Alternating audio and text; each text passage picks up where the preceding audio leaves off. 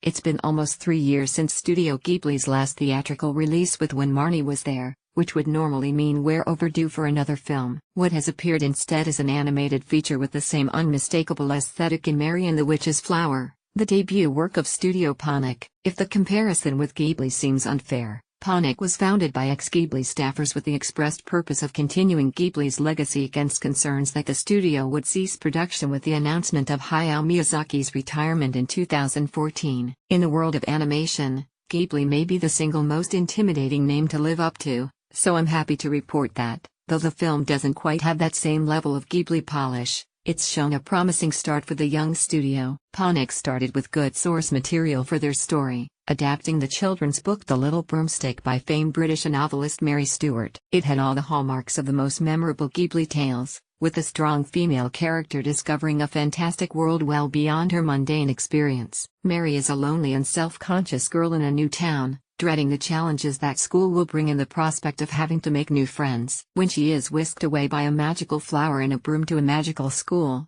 she discovers a place where the aspects of herself she doesn't like are considered remarkable traits, allowing to find confidence in an unlikely place. An aspect of the narrative I found unique to this film over most Ghibli stories is that it's Mary's own faults that bring about the conflict. Becoming sure of herself when subjected to praise, she becomes inflated and then lies to cover her trail when expectations rise to meet her audacious claims. Although a component of a greater conflict she then finds herself embroiled within, I enjoyed that part of the story was Mary making a mistake which had consequences she then had to make right again. This, along with antagonists who aren't exactly villains so much as individuals with admirable goals but choosing the incorrect means, gave the story a weight it may not have had if it was a cut-and-dry conflict between good and evil. While it does stumble a bit toward the end with its emotional themes and provides a few too many conveniences as the conflict reaches its peak, the strength of the build-up allows this to feel more like a trip than an outright stumble. Perhaps the greatest challenge this film faced was presenting a visual experience to match its legacy, and it definitely succeeded. From the more beautiful than real-life countryside of England,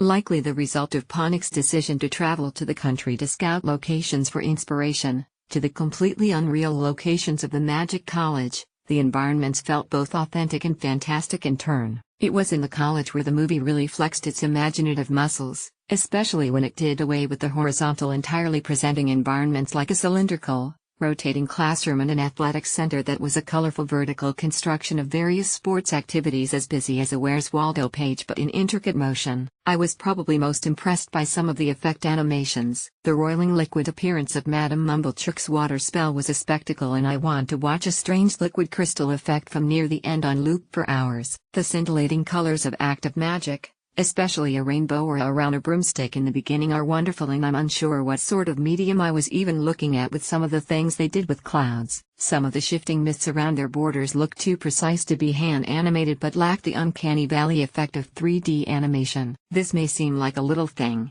but one of my favorite bits of animation was Mary's various walking cycles, especially in a film so attuned with the Ghibli aesthetic, which I've come to associate with their trademark run. You can see Mary's gait, as well as some very good audio effects, change depending on if she's crunching through a bed of dry leaves or wading through tall grass. One of the most noticeable bits of personalized character animation was her extremely distinct bouncy steps on hard surfaces, which lend authenticity to her adolescent energy. This is something I hope to see Ponoc really lean into in their future films, allowing characters to feel distinct both in appearance and movement. There were points where you could spot some cut corners in regards to movement and detailing, but as an overall production, it was excellent. Mary and the Witch's Flower felt a little rough around the edges but had the same spirit of adventure and imagination as the early era films of Studio Ghibli. It's well worth the price of admission for the visual spectacle alone viewed in theater quality, and has a strong enough story that it feels substantive. In a special after credit as part of the Fathom screening, the audience was treated to some teaser visuals for Studio Ponoc's next project, as well as an interview with the studio founder Yoshiaki Nishimura and director Hiromasa Yonebayashi. Each described their affection for the process and care of the work they performed as part of Studio Ghibli, and communicated that this new studio was meant to carry on its spirit. If Mary and the Witch's Flower was Ponoc finding its pace, they now have my full attention whenever they reveal their next production. Peter Fobian is features and reviews editor for Crunchyroll,